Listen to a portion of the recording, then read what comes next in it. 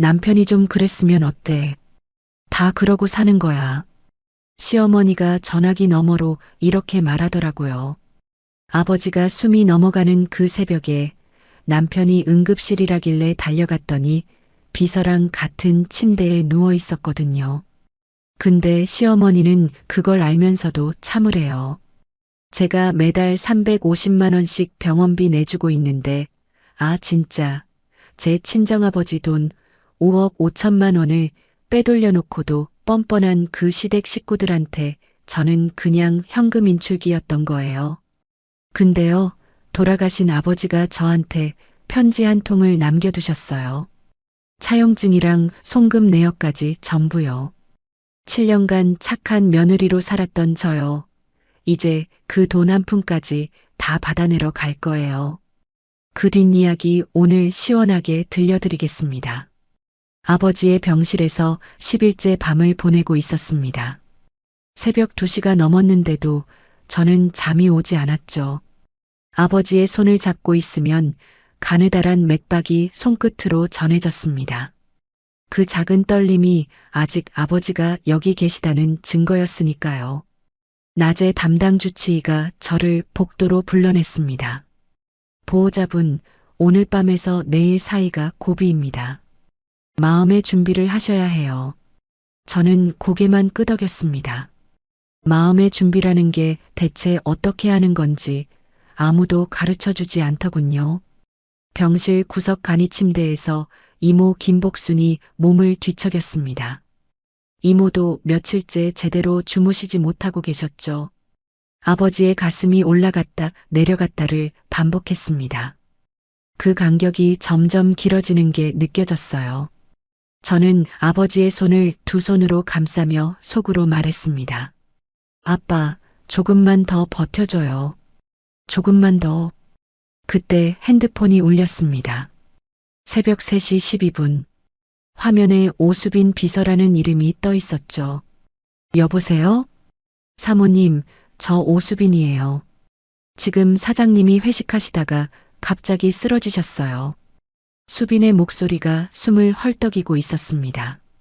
지금 대학병원 응급실로 옮겼는데 심장 쪽이 안 좋은 것 같대요. 빨리 오셔야 할 것 같아요, 사모님. 심장이 철렁 내려앉았습니다. 아버지의 손을 잡고 있던 제 손이 그대로 굳어버렸죠. 지금 응급실이라고요? 네, 사모님. 제발 빨리요. 전화가 끊어졌습니다. 저는 핸드폰을 쥔 채 한동안 움직이지 못했어요. 아버지의 얼굴과 남편의 얼굴이 동시에 머릿속을 채웠습니다. 이모가 제 기척에 눈을 떴습니다. 하경아, 무슨 전화야 이 시간에? 이모, 도윤 씨가 쓰러졌대요. 응급실이래요. 이모가 벌떡 일어나 앉으며 제 얼굴을 바라봤습니다. 뭐라고? 지금? 이모, 아버지 좀 부탁드려요. 금방 다녀올게요. 저는 아버지의 이마에 손을 얹었습니다. 아버지의 피부가 서늘했어요. 아빠, 금방 다녀올게요. 금방이야. 그 말을 하는데 목이 막혔습니다. 이게 마지막이 될 수도 있다는 생각이 온몸을 짓눌렀어요. 다리가 후들거렸지만 억지로 병실 문을 열고 나왔습니다. 새벽 병원 앞에서 택시를 잡는데 5분이 걸렸습니다. 그 5분이 50분처럼 느껴졌죠. 택시 뒷자리에 앉아 주소를 말하는 제 목소리가 떨리고 있었습니다. 새벽 4시쯤 대학병원 응급실에 도착했습니다. 접수 창구로 뛰어가서 말했죠. 강도윤이요. 강도윤 환자 어디 있어요? 간호사가 화면을 확인하더니 고개를 갸웃했습니다. 강도윤 접수 기록이 없는데요. 혹시 다른 이름 아니세요? 아니에요, 강도윤이요. 1시간 전쯤 실려왔을 텐데요. 잠시만요, 아니요, 없습니다. 가슴이 두근거렸습니다. 뭔가 이상했어요. 저는 핸드폰을 꺼내 도윤에게 직접 전화를 걸었습니다. 신호음이 3번 갔습니다. 그 사이로 병원 안내 방송 소리가 희미하게 들렸죠. 아경아, 도윤의 목소리에 술기운이 잔뜩 묻어 있었습니다. 나 2층 입원실 쪽이야. 올라와. 전화가 툭 끊어졌습니다. 응급실이 아니라 입원실이라고요. 저는 엘리베이터를 타고 2층으로 올라갔습니다. 복도가 텅 비어 있었습니다. 면회 시간은 한참 전에 끝난 새벽이었으니까요. 그런데 복도 끝 병실에서 도윤의 웃음소리가 흘러나왔습니다. 낮고 느긋한 웃음이었어요. 발걸음이 느려졌습니다. 병실 문이 반쯤 열려 있었죠. 그 틈으로 보인 것은 침대 위에 나란히 누운 두 사람의 모습이었습니다. 여자가 도윤의 가슴에 머리를 기대고 있었어요. 저는 문을 완전히 밀어 열었습니다. 여자가 고개를 들었습니다. 1시간 전 전화기 너머로 다급하게 외치던 그 목소리의 주인, 오수빈이었습니다. 도윤은 수빈의 어깨를 감싼 채 초점 없는 눈으로 저를 올려다봤습니다. 수빈은 놀라기는커녕 천천히 몸을 일으키며 저를 바라봤죠. 그 얼굴에 당황한 기색은 없었습니다. 도윤이 해에 웃으며 입을 열었습니다. 왔어? 하경아. 저는 소리를 지르지 않았습니다. 울지도 않았어요. 다만 그 두 사람의 얼굴을 번갈아 봤습니다. 응급실이라던 전화, 아버지 곁을 떠나 달려온 새벽 택시, 금방 돌아온다던 제 약속. 그 모든 것이 한꺼번에 머릿속을 스쳤습니다. 저는 한마디도 하지 못한 채 병실 문을 닫았습니다. 그리고 돌아섰죠. 뒤에서 도윤의 전화가 연달아 울렸지만 받지 않았습니다. 병원을 나와 택시를 탔어요. 다시 아버지의 병원으로. 택시 창밖으로 새벽 도시가 지나갔습니다. 신호등 불빛이 텅 빈 도로 위에서 혼자 깜빡이고 있었죠. 7년이었습니다. 잦은 야근, 갑작스러운 출장, 2년 전 갑자기 바뀐 비서, 이유 없이 줄어들던 생활비. 이상하다고 느끼면서도 무시했던 것들이 하나씩 떠올랐어요. 결혼 3년 차 아이를 잃던 날도 떠올랐습니다. 피가 쏟아져서 응급실로 실려갔는데 도윤은 출장이라며 오지 않았죠. 이모만이 제 손을 잡아주셨어요. 그 뒤로 우리 사이에서 아이 이야기는 다시 나오지 않았습니다. 새벽 5시 10분 아버지 병실에 돌아왔을 때 이모가 눈물을 훔치며 저를 맞았습니다. 하경아. 모니터 속 아버지의 심장 박동이 눈에 띄게 느려져 있었습니다. 저는 아버지의 손을 다시 잡았어요. 아빠 나왔어. 아빠. 아버지는 대답이 없었습니다. 눈도 뜨지 못하셨죠. 새벽 6시 23분. 모니터에서 길고 평평한 소리가 울렸습니다. 이모의 울음소리가 병실을 채웠어요. 저는 아버지의 식어가는 손을 잡은 채 눈물 한 방울 흘리지 못했습니다. 이 새벽에 저는 아버지를 잃었고 남편도 잃었습니다. 아버지의 마지막 순간에 이 자리에 있어주지 못했다는 사실이 제 안에서 무언가를 돌이킬 수 없이 부숴버렸습니다. 아버지의 빈소에 국화향이 가득했습니다. 3일장으로 치르기로 했죠. 저는 상주 완장을 차고 조문객 앞에 무릎을 꿇었다 일어서기를 반복했습니다. 아버지의 사업 동료, 먼 친척, 동네 어르신들이 줄을 이었어요.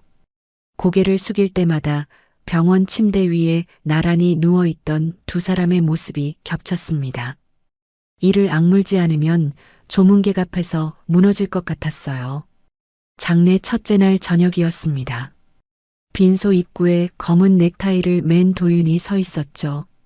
근엄한 얼굴로 화환 사이를 지나 제 쪽으로 걸어왔습니다. 저는 도윤의 시선을 피했어요. 눈을 마주치면 제가 어떤 말을 내뱉을지 저도 몰랐으니까요. 이모가 재빨리 도윤 앞을 가로막았습니다. 도윤아, 하경이가 며칠째 잠을 못 잤어. 오늘은 그만 가봐라. 이모의 목소리는 정중했지만 단호했습니다. 도윤이 이모 너머로 저를 바라봤어요. 저는 고개를 돌린 채 조문객에게 절을 올렸습니다. 도윤이 빈소를 나가면서 핸드폰을 꺼내드는 게 보였습니다. 잠시 뒤 문자가 왔죠. 하경아, 얘기 좀 하자. 전화해. 저는 화면을 꺼버렸습니다. 장례 둘째 날 오후 아버지의 오랜 사업 파트너였던 황재민 변호사가 조문을 왔습니다. 검은 양복에 은퇴 안경을 쓴 황 변호사는 향을 올린 뒤 저를 빈소 밖으로 불러냈죠. 하경 씨, 아버님이 투병 중에 유언장을 쓰셨어요. 그리고 이건 따로 하경 씨에게만 전해달라고 맡기신 겁니다. 황 변호사가 안주머니에서 하얀 봉투 하나를 꺼내 제 손에 쥐어줬습니다. 장례 끝나고 마음 좀 정리되면 읽어보세요. 서두르실 필요 없어요. 저는 봉투를 받아들며 고개를 숙였습니다. 아버지의 글씨로 하경에게라고 적혀 있었어요. 봉투를 가슴 쪽 주머니에 넣었습니다. 장례 기간 내내 도윤에게서 전화 37통, 문자 22건이 왔습니다. 처음에는 이랬죠. 그날 밤은 오해야. 설명할 기회를 줘. 하루가 지나자 톤이 바뀌었습니다. 장인어른 장례에 사위가 빠지면 사람들이 뭐라고 하겠어. 전화 좀 받아. 셋째 날에는 이렇게 변했죠. 네가 이런 식으로 나오면 나도 생각이 있어. 저는 한 통도 답하지 않았습니다. 장례 셋째 날 발인이었습니다. 화장장에서 아버지의 관이 불꽃 속으로 들어가는 걸 지켜봤습니다. 이모가 옆에서 소리 없이 울고 계셨어요. 불꽃을 바라보는 동안 어린 시절이 떠올랐습니다. 초등학교 운동회 날 아버지가 제 손을 잡고 걸으며 했던 말. 하경아, 네가 행복하면 아빠는 그걸로 됐다. 그 약속을 지키지 못한 건 아버지 잘못이 아니었습니다. 제가 선택한 남자의 잘못이었죠. 장례를 모두 마치고 친정집으로 돌아온 밤이었습니다. 이모가 된장국을 끓여 밥상을 차려주셨어요. 마주 앉아 숟가락을 들었는데 이모가 먼저 입을 열었습니다. 하경아. 네, 이모. 너 도윤이한테 무슨 일 있었냐? 숟가락이 멈췄습니다. 장례 내내 내 얼굴이 슬픈 게 아니라 화가 나 있더라. 저는 한참을 숟가락만 내려다봤습니다. 그리고 처음으로 그 새벽에 본 것을 입 밖으로 꺼냈어요. 이모는 한동안 아무 말도 하지 않았습니다. 국이 식어가는 동안 이모의 주름진 손이 식탁 위에서 떨리고 있었죠. 하경아, 너의 아버지가 살아계실 때 나한테 한번 그런 말을 했다. 무슨 말이요? 사위가 또 돈을 빌려달라고 했는데 이번엔 금액이 너무 크다고. 저는 숟가락을 내려놓았습니다. 아버지가 도윤이한테 돈을 줬어요? 여러 번이야. 사업한다고 할 때마다. 한 번도 들은 적이 없었습니다. 7년 동안 단 한 번도요. 그날 밤 잠이 오지 않았습니다. 저는 이불 위에 앉아 황재민 변호사가 건넨 봉투를 꺼냈어요. 봉투를 뜯는 손이 떨렸습니다. 편지 첫 줄에 이렇게 적혀 있었습니다. 하경아, 아빠가 너한테 미안한 게 있다. 눈물이 터졌습니다. 참고 또 참았던 것들이 한꺼번에 쏟아졌죠. 편지를 끝까지 읽었습니다. 아버지는 도윤에게 회사 세울 때 2억 운영한다며 추가로 3억, 시어머니 처음 입원할 때 보증금 5천만 원까지 총 5억 5천만 원을 건넸다고 적어두셨어요. 이 돈은 내 행복을 위한 거였는데 아빠가 잘못 판단한 것 같다. 황재민 변호사에게 관련 서류를 모두 맡겨두었으니 필요하면 찾아가거라. 그리고 덧붙여 쓰셨죠. 시아버지 강병철이 세상을 떠난 뒤 시댁에 남은 재산이 있었는데 도윤이 사업 초기에 그것까지 다 정리해서 써버렸다고요. 저는 편지를 접어 가슴에 품었습니다. 새벽녘 거실에 앉아 핸드폰을 열었어요. 은행 앱을 켜고 자동이체 설정 화면으로 들어갔습니다. 매달 25일 시어머니 정말숙의 병원비 350만 원. 도윤이 어머니를 상급병원 1인실에 넣어놓고 그 비용을 고스란히 제게 떠넘긴 돈이었죠. 저는 자동이체 해지 버튼을 눌렀습니다. 확인 버튼까지 누르는데 1초도 걸리지 않았어요. 7년간 착한 며느리 이하경은 끝났습니다. 다음 날 아침 9시 눈을 떴습니다. 핸드폰 화면에 알림이 빼곡했죠. 밤새 쌓인 부재중 전화 47통, 도윤 19통, 시어머니 정말숙 12통, 신우이 강도희 9통, 모르는 번호 7통, 문자 메시지는 31건이었습니다. 어젯밤 자동이체를 해지한 효과가 이렇게 빠를 줄은 몰랐어요. 문자를 하나씩 읽어보니 병원에서 이번 달 치료비가 결제되지 않았다는 안내를 시어머니에게 직접 보낸 거였습니다. 시어머니의 문자가 시간 순으로 올라와 있었죠. 하경아, 병원에서 연락이 왔는데 이게 무슨 일이냐? 1시간 뒤에는 이랬습니다. 전화 좀 받아라. 당장. 새벽 4시에 보낸 문자는 글자 하나하나에 분노가 묻어 있었어요. 신우이 강도희의 문자도 있었습니다. 언니 지금 뭐 하는 거야? 엄마가 새벽부터 혈압 올라서 난리야. 전화 좀 받아. 도윤의 문자는 딱 한 줄이었죠. 이하경, 선 넘지 마. 당장 복구시켜. 저는 핸드폰을 내려놓고 부엌으로 갔습니다. 이모가 차려준 밥을 먹으며 황재민 변호사에게 전화를 걸었어요. 변호사님, 오늘 만나뵐 수 있을까요? 오후 2시에 사무실로 오세요. 아버님이 맡기신 서류가 상당합니다. 시간 넉넉히 잡고 오세요. 전화를 끊고 밥을 마저 먹었습니다. 이모가 맞은편에서 저를 가만히 바라보고 계셨죠. 아무 말씀 없이 제 밥그릇에 반찬을 하나 더 올려주셨습니다. 오전 11시 현관 초인종이 울렸습니다. 도어폰을 확인하니 신우이 강도희가 서 있었어요. 문을 열자마자 도희가 현관 안으로 한 발을 들이밀며 말했습니다. 언니, 지금 장난하는 거야? 엄마 병원비 왜 끄는 거야? 도희의 얼굴이 벌겋게 달아올라 있었습니다.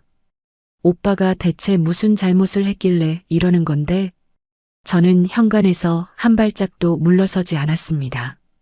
도희야, 내 오빠한테 직접 물어봐. 그날 새벽 병원에서 뭘 하고 있었는지. 도희의 입이 멈췄습니다.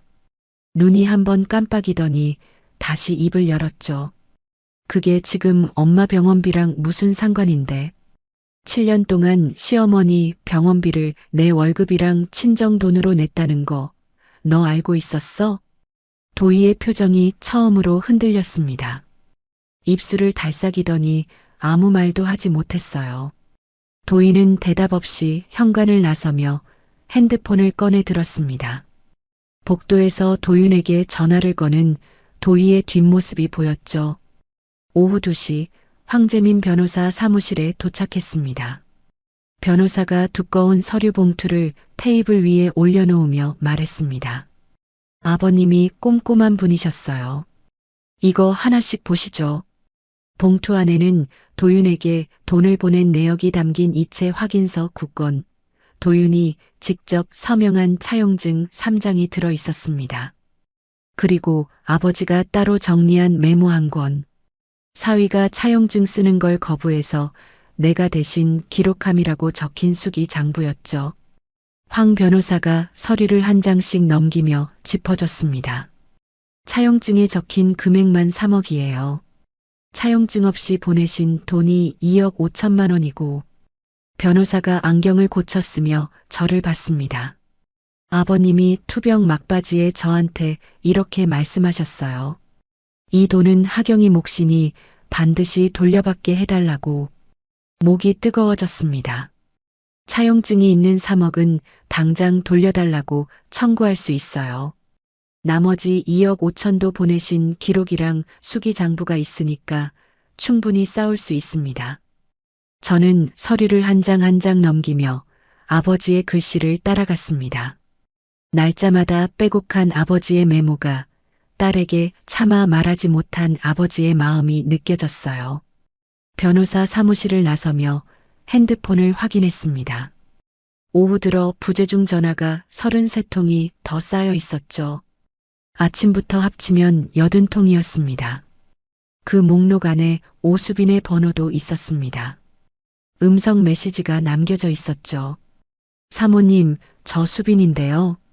사장님이 지금 많이 화가 나 계셔서 한번 만나서 얘기할 수 있으면 좋겠는데요. 저는 음성 메시지를 끝까지 듣고 저장해뒀습니다. 택시 안에서 아버지의 서류를 다시 펼쳤어요. 서류 뭉치 사이에서 도윤 회사의 등기 서류 사본이 나왔습니다. 거기에 제가 전혀 몰랐던 사실이 적혀 있었죠. 회사 지분의 30%가 오수빈 명의로 되어 있었습니다. 택시 창밖으로 지나가는 가로수가 흐릿하게 번졌습니다. 이건 단순한 바람이 아니었어요. 제 친정 돈으로 세운 회사를 그 여자와 나눠 가진 거였습니다. 친정집에 돌아와 핸드폰에 부재중 전화 80통을 다시 한번 내려다봤습니다. 이 전화들은 저를 걱정해서 온 게 아니었어요. 자기들의 돈줄이 끊길까봐 두려워서 건 전화였죠. 저는 아버지가 남긴 서류 뭉치를 테이블 위에 펼쳐놓았습니다. 차용증, 이체 내역서, 등기 서류. 7년간 빼앗긴 것들을 되찾을 방법을 하나하나 정리하기 시작했습니다. 이틀 뒤 월요일 아침이었습니다. 저는 결혼 전 다니던 회계법인의 선배 윤지연에게 연락을 했어요. 7년 만에 전화였는데 지연 선배는 반가운 목소리로 바로 받아줬죠. 하경아, 오랜만이다. 무슨 일이야? 선배, 만나서 드릴 말씀이 있어요. 오늘 시간 괜찮으세요? 강남 쪽으로 나올 수 있어? 점심 먹으면서 보자. 강남의 한 카페에서 마주 앉았습니다. 지연 선배는 7년 전과 크게 다르지 않았어요. 짧은 단발머리에 날카로운 눈매, 서류를 보면 칼같이 집어내던 그 선배였죠. 저는 가방에서 아버지가 남긴 서류 일체와 도윤 회사의 등기 서류 사본을 꺼내 테이블 위에 펼쳤습니다. 선배, 이 회사 재무 상태를 좀 봐주실 수 있어요? 지연 선배가 서류를 한 장씩 넘기기 시작했습니다. 커피잔을 옆으로 밀어놓고 등기 서류에 눈을 고정하더니 미간을 좁혔어요. 설립 자본금이 이 정도인데 공시된 매출이 이것밖에 안 돼? 선배가 손가락으로 숫자를 짚으며 고개를 저었습니다. 그리고 비서 명의로 지분 30%가 있다고? 이건 정상적인 구조가 아니야. 선배가 서류를 내려놓고 저를 똑바로 봤습니다. 하경아, 너의 아버지가 남긴 자료랑 공개된 법인 공시정보를 대조해보면 돈이 어디로 흘러갔는지 전체 그림이 나올 거야. 내가 아는 세무사 한 명 연결해 줄게. 이쪽으로 꼼꼼한 사람이거든. 저는 고개를 숙였습니다. 선배, 고마워요. 고맙긴. 7년 동안 연락도 없더니 이런 일로 찾아오니까 속상하지. 선배가 제 손을 한번 꽉 잡아줬어요. 그 손의 온기가 오래 남았습니다. 같은 날 오후 친정집으로 돌아오니 도어폰에 기록이 남아 있었습니다. 이모가 거실에서 저를 기다리고 있었죠. 하경아, 아까 도윤이가 왔었다. 왔어요? 꽃다발 들고 왔더라. 문 안 열어줬어. 30분 넘게 인터폰에 대고 뭐라 하다가 경비원한테 쫓겨갔어. 이모가 한숨을 쉬며 덧붙였습니다. 수빈이가 아파서 병문안 간 거라느니 그날 아무 일도 없었다느니 그런 소리를 하더라. 저는 신발을 벗으며 코웃음이 나왔습니다. 새벽 3시에 비서 병문안을 가면서 같은 침대에 누워 있었다는 게 말이 된다고 생각하는 건지. 그날 저녁 시어머니 정말숙에게서 전화가 왔습니다. 이번에는 받았어요. 하경아. 시어머니의 목소리가 울먹이고 있었습니다. 병원에서 다음 달 수술 일정 잡혔는데 치료비가 안 들어왔다고 하더라. 이게 어떻게 된 거냐? 저는 대답하지 않았습니다. 수화기 너머로 시어머니의 숨소리가 거칠어지는 게 들렸죠. 하경아, 도윤이가 뭘 잘못했는지 모르겠지만 시어머니의 톤이 바뀌었습니다.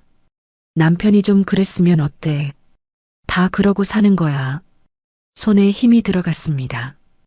핸드폰을 쥔 손가락 마디가 하얗게 변했어요. 어머니, 응? 그 말은 취소하세요. 저는 전화를 끊었습니다. 핸드폰을 테이블 위에 내려놓는 손이 미세하게 떨리고 있었죠. 다음 날 윤지연 선배가 연결해준 세무사 한정우를 만났습니다. 안경을 쓴 마른 체형의 남자였는데 서류를 받아들자마자 펜을 꺼내 숫자에 동그라미를 치기 시작했어요. 아버지가 남긴 회사 재무자료, 인터넷에서 열람할 수 있는 법인 등기 변동 내역, 공시 자료를 펼쳐놓고 한정우 세무사가 한참을 들여다봤습니다. 이거 공개된 정보만 봐도 이상한 게 한두 개가 아닙니다. 한정우가 펜으로 숫자 하나를 짚었습니다. 매출 대비 지출이 말이 안 돼요. 이 회사가 정상적으로 돌아가려면 외부에서 돈이 계속 들어왔어야 합니다. 외부에서 들어온 돈이 제 아버지 돈이라는 거죠? 한정우가 고개를 끄덕였습니다. 그렇게 보는 게 맞을 것 같아요. 이 회사는 실질적으로 적자예요. 겉으로만 정상 영업처럼 보이게 해놓은 거죠. 한정우가 등기 서류 쪽으로 펜을 옮겼습니다. 그리고 이 오수빈이라는 사람 명의의 지분 30%, 이건 세금을 줄이려고 일부러 나눠놓은 겁니다. 열의 9은 그래요. 서류 위에 펜으로 그어진 선들이 하나의 그림을 만들어가고 있었습니다. 내 아버지의 돈으로 세운 회사, 적자를 메우며 겉모습만 유지한 회사, 그 회사 지분을 내연녀 이름으로 쪼개놓은 남편. 그 주 금요일 저는 황재민 변호사를 다시 찾아갔습니다. 세무사의 분석 결과를 건네며 말했죠. 변호사님, 이혼 소송을 하고 싶어요. 차용금 반환이랑 같이요. 황 변호사가 분석 자료를 읽으며 천천히 고개를 끄덕였습니다. 이혼 사유로 남편의 바람과 재산 숨긴 것을 같이 주장하면 유리합니다. 다만 바람 쪽 증거를 좀 더 확보해야 해요. 그날 새벽에 보신 것만으로는 부족할 수 있어요. 저는 그 새벽 병원에서 목격한 장면을 떠올렸습니다. 두 사람이 나란히 누워있던 그 침대, 수빈의 태연한 얼굴, 도윤의 초점 없는 눈. 그걸 증거로 만들 방법을 찾아야 했어요. 같은 날 저녁 집으로 돌아오는 길에 오수빈에게서 전화가 왔습니다. 사모님, 저 수빈인데요. 드릴 말씀이 있어서 한번 만나주실 수 있을까요? 경계심이 올라왔습니다. 이 여자가 왜 저를 만나자는 건지. 하지만 저는 일단 응하기로 했어요. 내일 낮에 보죠. 장소는 제가 정할게요. 사람이 많은 카페를 골랐습니다. 토요일 오후 2시 창가 자리에 앉아 수빈을 기다렸죠. 수빈이 들어왔습니다. 지난번 병실에서 봤을 때의 태연함은 없었어요. 선글라스를 벗는 수빈의 손이 미세하게 떨리고 있었습니다. 사모님, 저 솔직하게 말씀드릴게요. 수빈이 자리에 앉으며 물컵을 잡았습니다. 지분 30%는 사장님이 제 이름으로 올려놓은 거예요. 실제로 저한테 돌아온 돈은 한 푼도 없어요. 저는 표정을 바꾸지 않고 듣기만 했습니다. 그리고 사장님이 요즘 회사 돈을 빼돌리고 있어요. 해외 계좌로 옮기고 있다고요. 수빈이 물을 한 모금 마시며 저를 바라봤습니다. 사모님이 이혼 소송 준비한다는 거 사장님이 알고 있어요. 그래서 지금 돈을 옮기기 시작한 거예요. 저는 수빈의 눈을 들여다봤습니다.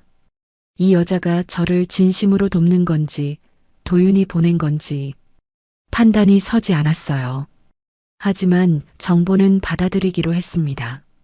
카페를 나와 집으로 돌아오는 택시 안에서 생각을 정리했죠. 도윤이 돈을 빼돌리고 있다면 시간이 없었습니다. 저는 황 변호사에게 바로 전화를 걸었어요. 변호사님, 도윤 씨가 지금 돈을 빼돌리고 있을 수 있어요. 이혼 소송이랑 재산 동결 신청을 최대한 빨리 해주세요. 알겠습니다. 월요일에 바로 움직이죠. 전화를 끊고 창밖을 바라봤습니다. 오수빈이라는 변수를 어떻게 쓸 것인가. 저는 그날 밤 오래도록 그 답을 찾았습니다. 다음 주 월요일이었습니다. 황재민 변호사가 법원에 서류를 접수했어요. 도윤 회사법인 계좌와 도윤 개인 계좌에 대한 재산 동결 신청, 차용금 3억 원을 돌려달라는 소장, 가리고 이혼 소송장까지. 저는 변호사 사무실에서 서류 한 장 한 장에 서명을 했습니다. 펜을 놀릴 때마다 7년이라는 시간이 종이 위에서 끊어지는 느낌이었죠. 하경 씨, 여기 서명하시면 됩니다. 황 변호사가 마지막 서류를 밀어줬습니다. 저는 이름 석자를 또박또박 눌러 썼어요. 이하경. 더 이상 강도윤의 아내가 아닌 제 이름이었습니다. 열흘이 지났습니다. 도윤에게 소장이 전달된 날이었어요. 1시간도 채 안 돼서 전화가 울렸죠. 화면에 도윤의 이름이 떴습니다. 이번에는 받았어요. 이하경. 도윤의 목소리에서 예전의 국어라는 톤은 완전히 사라져 있었습니다. 낮고 거친 숨소리가 먼저 들렸죠. 소송이야? 진짜 소송을 걸어? 도윤이 책상을 치는 소리가 수화기 너머로 울렸습니다. 장인어른한테 받은 건 투자금이야. 빌린 돈이 아니라고. 차용증은 장인어른이 형식적으로 쓰라고 한 거야. 그걸 가지고 소송을 해? 저는 도윤의 말을 끊지 않았습니다. 한마디 한마디를 끝까지 들었어요. 도윤이 숨을 몰아쉬며 말을 이었죠. 나 없으면 그 회사 어떻게 됐을 것 같아? 내가 키운 거라고. 장인어른도 그걸 아셨어. 도윤의 말이 끝났습니다.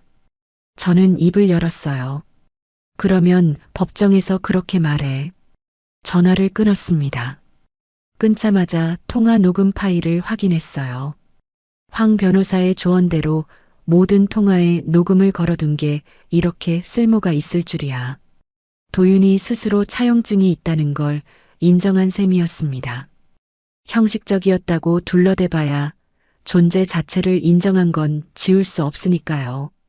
그로부터 약 2주 뒤 황 변호사에게서 연락이 왔습니다.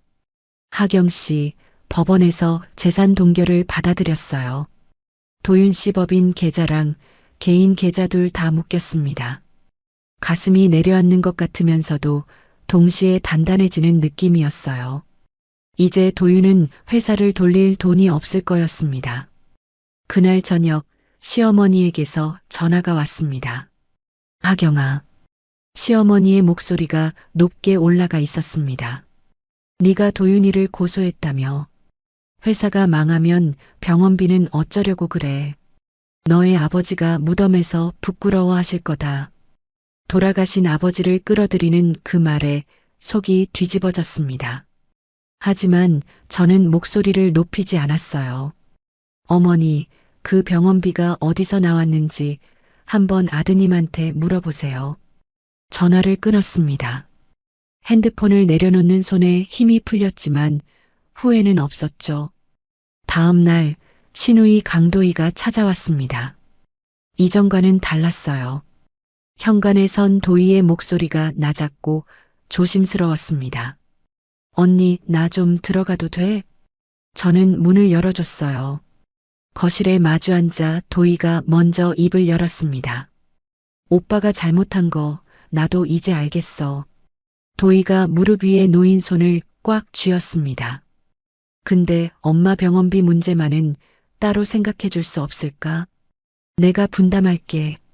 저는 도희의 얼굴을 가만히 봤습니다. 처음으로 시댁 쪽에서 사람 말이 나오고 있었어요. 도희야, 네가 직접 병원이랑 계약하고 직접 내겠다면 상관없어. 도희가 고개를 끄덕이며 자리에서 일어났습니다. 현관에서 신발을 신으며 도희가 돌아봤어요. 언니 미안해. 처음에 왔을 때 나도 몰라서 그랬어. 저는 대답 대신 작게 고개를 끄덕여줬습니다. 같은 주 금요일 오후 오수빈에게서 다시 연락이 왔습니다. 사모님, 사장님이 저한테 지분 30%를 빨리 다른 사람한테 팔라고 해요. 계좌가 묶이니까 급한 거예요. 수빈의 목소리가 초조하게 흔들리고 있었습니다. 제 동의도 안 받고 서류를 만들고 있는 것 같아요. 이건 사모님이 알아야 할 것 같아서요. 전화를 끊고 바로 황 변호사에게 연락했습니다. 변호사님, 도윤 씨가 동결된 상태에서 지분을 팔려고 하고 있대요. 그건 법원 명령을 어기는 겁니다. 증거로 쓸 수 있어요. 오수빈 씨한테서 진술을 받아야 합니다. 저는 수빈에게 다시 전화를 걸었어요. 수빈 씨, 법정에서 증언해 줄 수 있어요? 수화기 너머로 긴 침묵이 흘렀습니다. 수빈의 숨소리만 들렸죠. 저도 불이익 받는 거 아니에요? 그건 변호사님이랑 상의하면 돼요. 거절하라는 게 아니라 물어보는 거예요. 수빈이 또 한참을 말하지 않았습니다. 하지만 거절하지도 않았어요. 생각해 볼게요. 전화가 끊어졌습니다. 수빈이 점점 도윤의 편이 아닌 자기 살 길 쪽으로 기울고 있다는 게 느껴졌어요. 버림받을 위기에 놓인 사람은 어디든 손을 뻗게 되어 있으니까요. 토요일 저는 혼자 아버지의 납골 땅을 찾아갔습니다. 아버지 사진 앞에 서니 그동안 삼키고 눌러왔던 것들이 한꺼번에 올라왔어요. 처음으로 소리내어 울었습니다. 납골당 유리 너머 아버지의 사진이 흐릿하게 번져 보일 만큼 오래 울었죠. 한참을 울고 나서야 숨이 돌아왔습니다. 얼굴을 닦고 납골당을 나서며 등을 펴고 걸었어요. 일요일 저녁 뜻밖의 전화가 왔습니다. 도윤의 거래처 사장 박영수라는 사람이었어요. 결혼 초에 부부 동반 식사를 한두 번 한 적이 있는 얼굴이었죠. 하경 씨, 갑자기 연락드려서 죄송한데요. 도윤이가 요즘 상태가 심각해요. 박영수가 한숨을 쉬며 말을 이었습니다. 회사도 엉망이고 술만 마시고 여기저기 돈 빌리러 다니고 있어요. 이대로 가면 큰일 날 것 같아서 한 번만 만나서 대화해 보시면 안 될까요? 저는 잠시 생각한 뒤 대답했습니다. 박 사장님, 남편 사정은 남편이 알아서 해결할 일이에요. 전화 주신 건 감사합니다. 전화를 끊었지만 머릿속이 복잡해졌어요. 도윤이 여기저기서 돈을 끌어모으고 있다는 건 위험한 신호였습니다. 다른 사람 이름으로 재산을 옮기거나 새로운 빚을 만들면 이혼할 때 나눌 재산에 영향이 생길 수 있었죠. 저는 바로 황 변호사에게 문자를 보냈습니다. 변호사님, 도윤 씨가 외부에서 돈을 빌리고 다닌다는 얘기를 들었어요. 추가로 재산을 옮기는 걸 막을 방법을 의논하고 싶습니다. 잠시 뒤 답장이 왔어요. 월요일 오전에 통화하시죠. 대비할 수 있는 방법을 알려드리겠습니다. 저는 핸드폰을 내려놓고 창밖을 봤습니다. 밤하늘에 별은 보이지 않았지만 마음은 또렷했어요. 흔들릴 시간은 이미 지났으니까요. 한 달이 지났습니다. 이혼 소송 첫 번째 조정 기일이 잡혔어요. 저는 황재민 변호사와 나란히 가정법원 복도를 걸었습니다. 구두 굽이 바닥에 부딪히는 소리가 텅 빈 복도에 울렸죠. 조정실 문을 열자 반대편에 도윤이 앉아 있었습니다. 감색 정장에 넥타이까지 매고 있었어요. 옆에 변호사를 대동하고 있었죠. 도윤이 저를 똑바로 쳐다봤습니다. 눈을 피하지 않았어요. 자기가 잘못한 게 없다는 얼굴이었습니다. 도윤의 변호사가 먼저 입을 열었습니다. 피고 측은 이혼에 동의하지 않습니다. 원고가 주장하는 부정행위는 오해에 기반한 것입니다. 저는 도윤의 얼굴을 봤어요.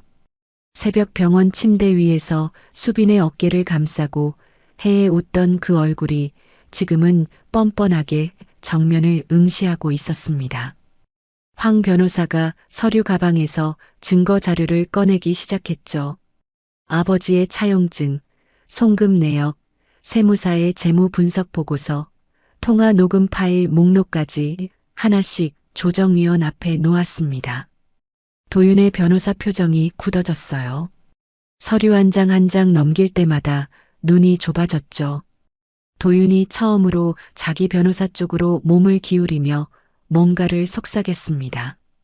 이마에 땀이 맺혀 있는 게 보였어요.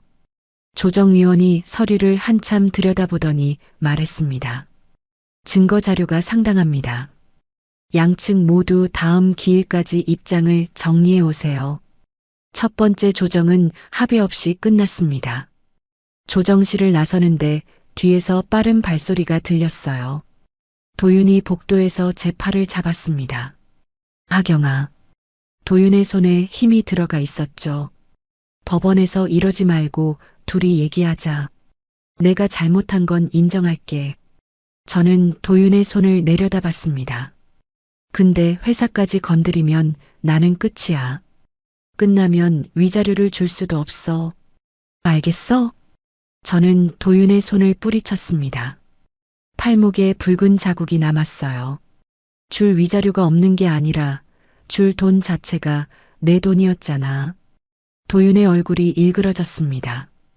저는 돌아섰어요. 뒤에서 도윤이 뭔가를 더 말했지만 들리지 않았습니다. 이미 복도 끝을 돌아 나왔으니까요. 조정이 결렬되고 이틀 뒤 오수빈에게서 전화가 왔습니다. 수빈의 목소리가 떨리고 있었어요. 사모님, 사장님이 제 명의 지분을 제 동의도 없이 넘기려고 서류를 만들고 있어요. 위조하고 있다고요. 수빈의 숨소리가 거칠어졌습니다. 저를 버리려는 거예요. 지분도 빼앗고 증거도 없애려는 거예요. 저는 가만히 듣다가 물었습니다. 수빈 씨, 법정에서 증언할 마음이 있어요? 이번에는 침묵이 길지 않았어요. 할게요. 저도 이대로 당하고만 있을 수는 없으니까요. 저는 바로 수빈을 황 변호사 사무실로 데려갔습니다. 수빈이 변호사 앞에 앉아 입을 열기 시작했어요. 2년 전부터였어요. 사장님이 먼저 다가왔고 저는 거절하지 못했어요. 수빈의 손이 무릎 위에서 떨리고 있었습니다. 회사 돈으로 제 전세금을 넣어줬어요. 해외 출장이라고 하고 같이 여행도 갔고요.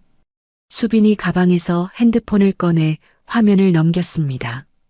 도윤과 주고받은 대화를 저장한 파일, 호텔 예약 확인서, 항공권 사본. 하나씩 테이블 위에 올려놓을 때마다 황 변호사가 고개를 끄덕였죠. 이 정도면 부정행위 증명에 충분합니다. 황 변호사가 서류를 정리하며 말했습니다. 수빈이 고개를 숙인 채 입술을 깨물고 있었어요. 저는 수빈의 얼굴을 봤습니다. 미움과 연민이 동시에 밀려왔지만 어느 쪽도 내색하지 않았죠. 수빈의 증거를 확보한 다음 날 한정우 세무사와 함께 도윤 회사의 자금 흐름을 최종 정리했습니다. 아버지가 보낸 5억 5천만 원 중 실제로 사업에 쓰인 돈은 2억이 채 되지 않았어요. 나머지 3억 5천만 원 이상이 엉뚱한 곳으로 빠져 있었죠.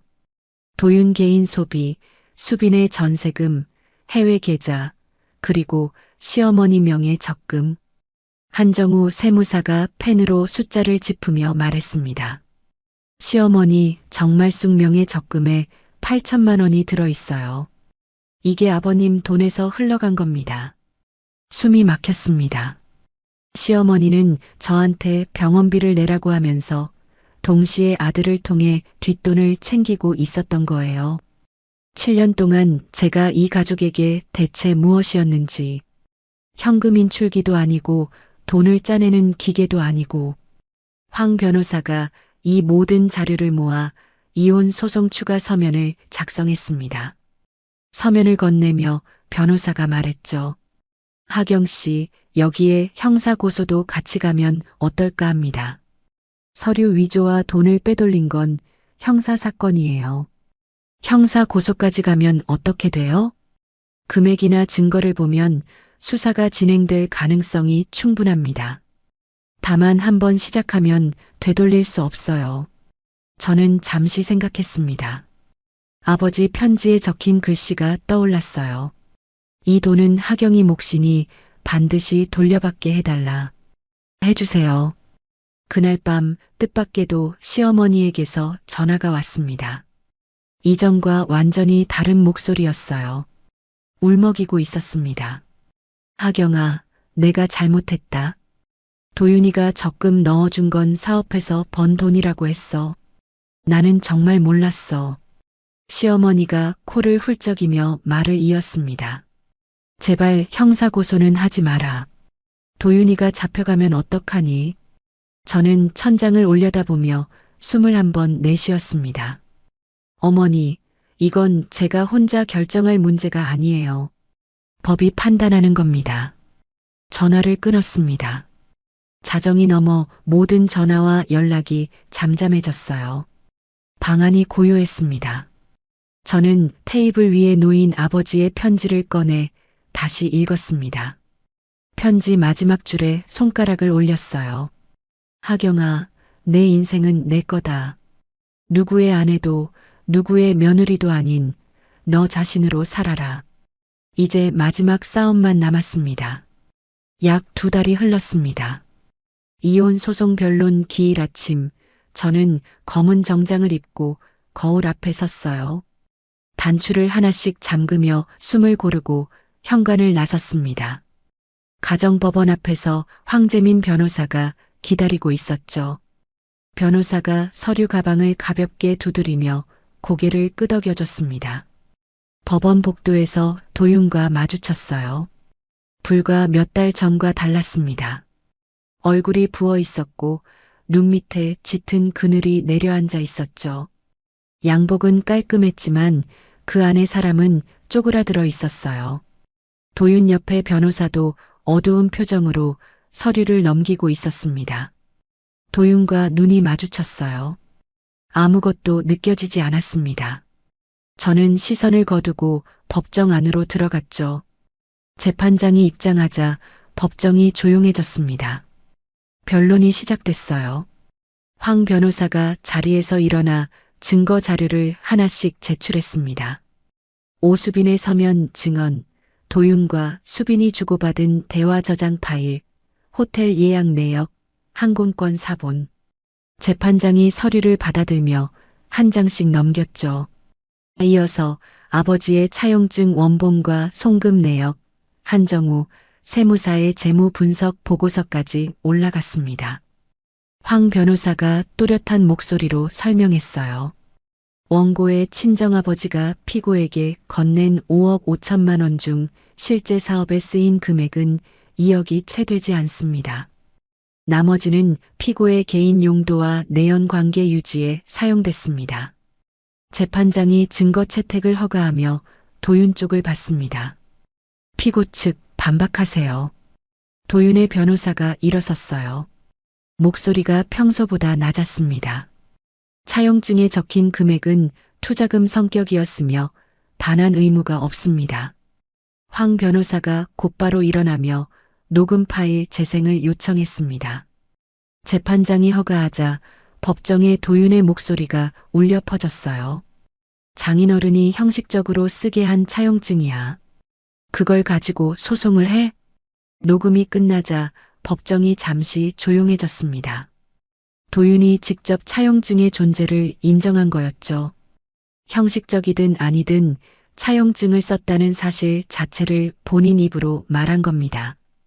도윤의 얼굴이 붉게 달아올랐어요. 입술을 꽉 깨물고 고개를 숙였습니다. 이어서 오수빈이 증인으로 호출됐습니다. 수빈이 증인석에 앉았어요. 도윤과 눈을 마주치지 않았습니다. 시선을 정면에 고정한 채 입을 열었죠.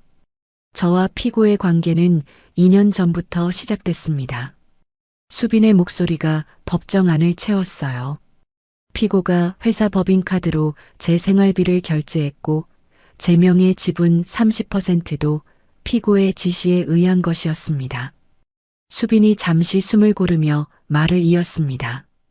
최근에는 피고가 제 동의 없이 이 지분을 다른 사람에게 넘기려고 서류를 만들었습니다. 도윤이 증인석의 수빈을 노려봤어요.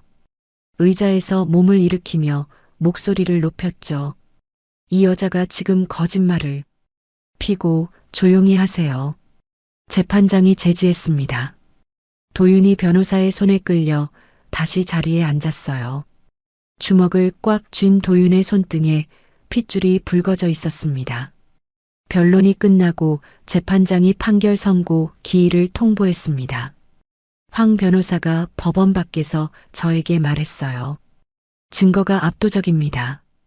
이혼 판결은 거의 확실하고 재산 분할이랑 위자료에서도 유리해요. 다만 상대가 항소할 가능성은 있습니다. 저는 고개를 끄덕이며 법원 계단에 잠시 앉았습니다. 다리에 힘이 풀려 있었어요. 긴장하고 있었다는 걸 이제야 몸이 알려주고 있었죠. 일어서려는데 뒤에서 발소리가 들렸습니다. 도윤이었어요. 이번에는 팔을 잡지 못했습니다. 한 발짝 뒤에 서서 말했죠. 하경아. 걸음을 멈추진 않았지만 도윤의 목소리가 귀에 닿았습니다. 나 이제 정말 끝이야. 회사도 끝나고 형사건까지 들어오면 나 감옥에 가. 도윤의 목소리가 갈라지고 있었어요. 제발 한 번만. 저는 계단을 내려가며 뒤를 돌아보지 않았습니다. 그건 당신이 그때 생각했어야 했어. 결혼 3년 차에 아이를 잃고 응급실 침대에서 혼자 울던 밤, 출장이라며 오지 않았던 그때. 7년 전에 생각했어야 할 것들을 이제 와서 후회한다고 달라지는 건 없었습니다. 법원 주차장에서 황 변호사와 헤어지고 혼자 차에 앉았어요. 핸드폰을 확인하니 신우이 강도희에게서 문자가 와 있었습니다. 언니, 법정에서 있었던 얘기 들었어. 오빠가 그 정도인 줄은 나도 정말 몰랐어. 미안해. 엄마 병원비는 내가 어떻게든 해볼게. 저는 화면을 한참 바라봤습니다. 시댁 가족 중에서 처음으로 진심이 느껴지는 말이었어요. 답장은 하지 않았지만 핸드폰을 내려놓는 손이 조금 가벼웠습니다. 그 주 후반 경찰에서 도윤에 대한 서류 위조와 돈을 빼돌린 혐의로 수사를 시작했다는 통보가 왔습니다. 황 변호사를 통해 도윤이 경찰에 출석해서 조사를 받았다는 소식도 전해 들었죠. 이 모든 게 복수가 아니었습니다. 아버지의 돈과 제 인생을 되찾는 과정이었어요. 빼앗긴 것을 회수하는 것뿐이었죠. 주말 친정 이모가 집에 와서 저녁을 차려주셨습니다. 된장찌개를 끓이며 이모가 말했어요. 너의 아버지가 보고 있으면 대견해 했을 거다. 이모가 국자를 내려놓고 저를 돌아봤습니다. 그리고 네가 힘들 때 더 옆에 있어주지 못해서 미안하다, 하경아.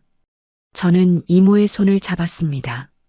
거칠고 따뜻한 손이었어요. 아버지 장례 이후 처음으로 마음을 놓을 수 있었습니다.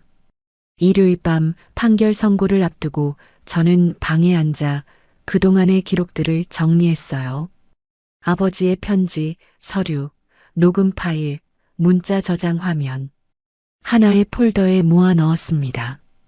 어떤 판결이 나오더라도 저는 이미 돌아갈 곳이 없었어요.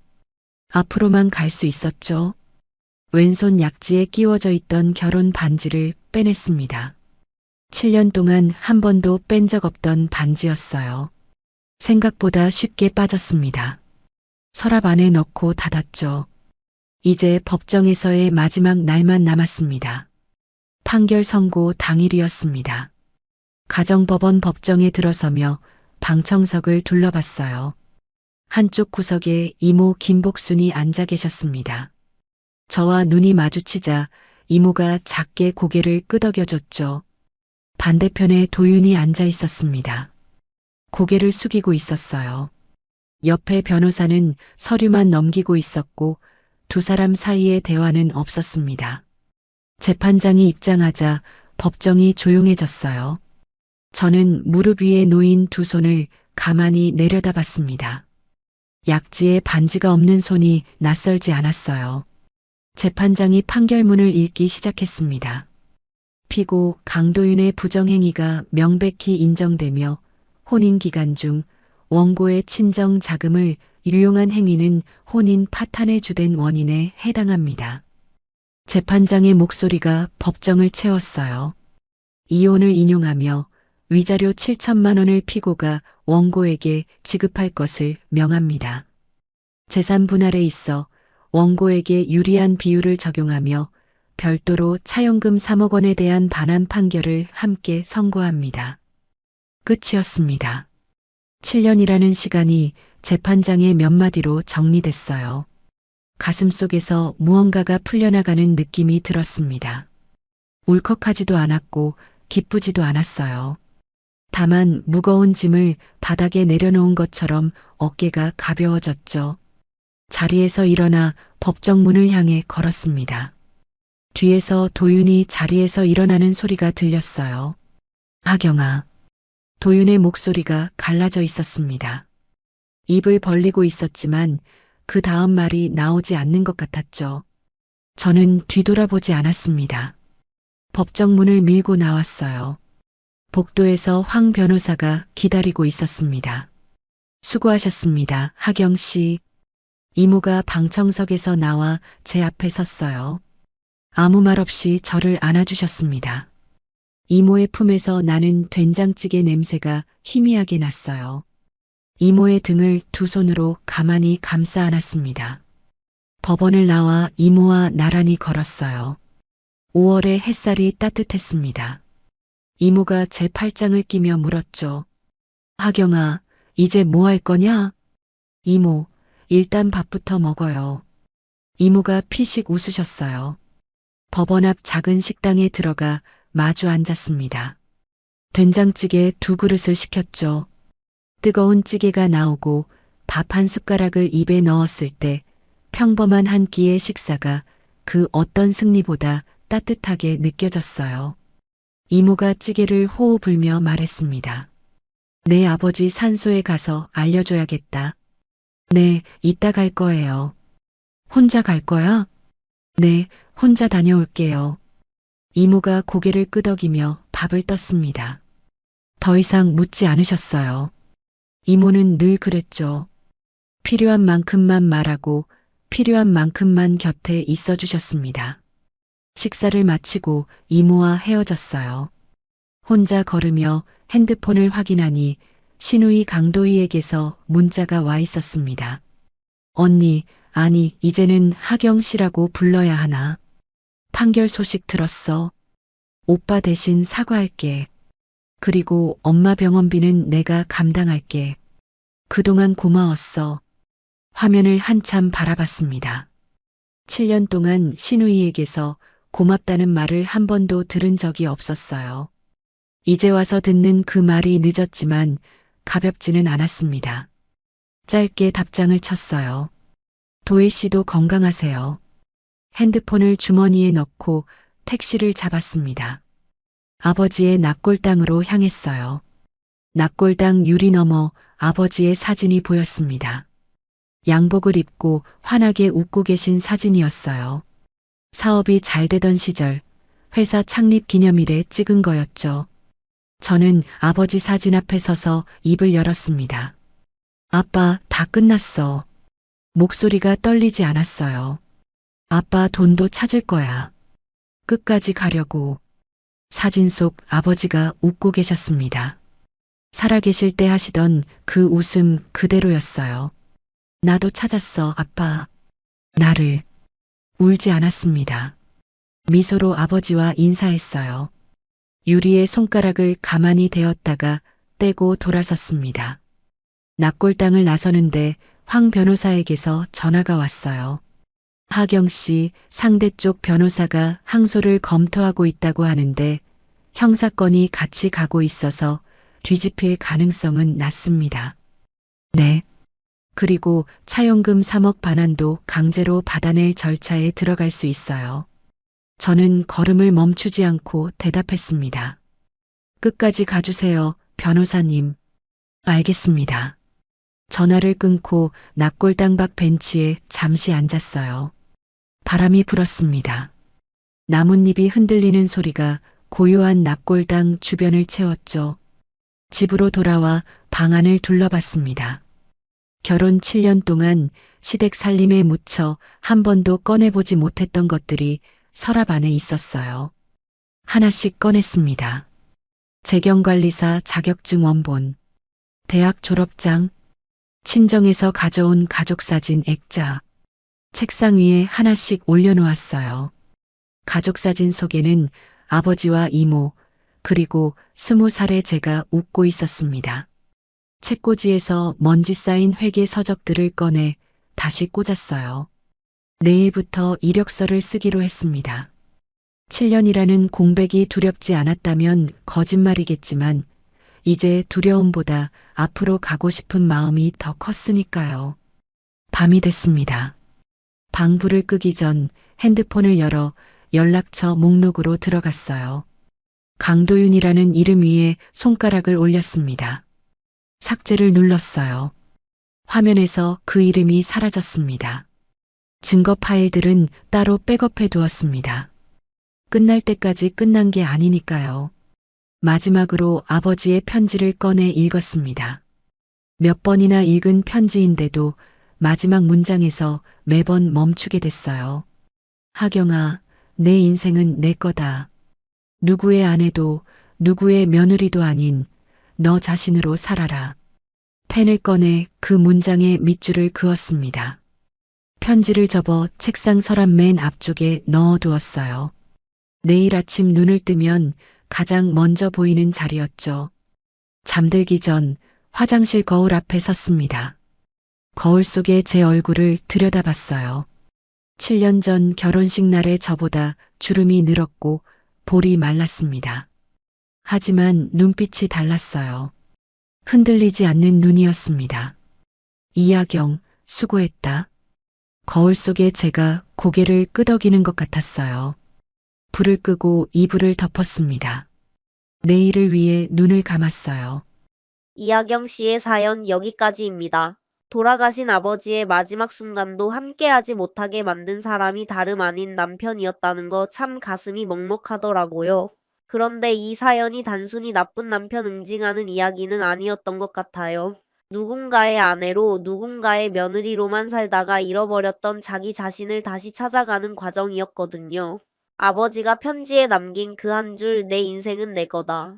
그 말이 이하경 씨를 다시 일으켜 세운 거잖아요. 시청자 여러분 중에도 혹시 참는 게 사랑이라고 가족을 위해서라면 당연히 그래야 한다고 생각하며 살아오신 분 계시지 않나요? 참는 것도 한계가 있고 그 한계를 넘기면 참았던 내가 사라져버려요. 늦었다고 생각하는 그 순간이 사실은 가장 빠른 때더라고요. 이하경 씨처럼 자기 이름 석자를 되찾는 용기 시청자 여러분도 꼭 가지셨으면 좋겠습니다. 오늘 사연이 시원하셨다면 구독과 좋아요 꾹 눌러주시고요. 이야기를 끝까지 들어주신 분이 계시다면 잘 들었다고 댓글 하나만 남겨주세요.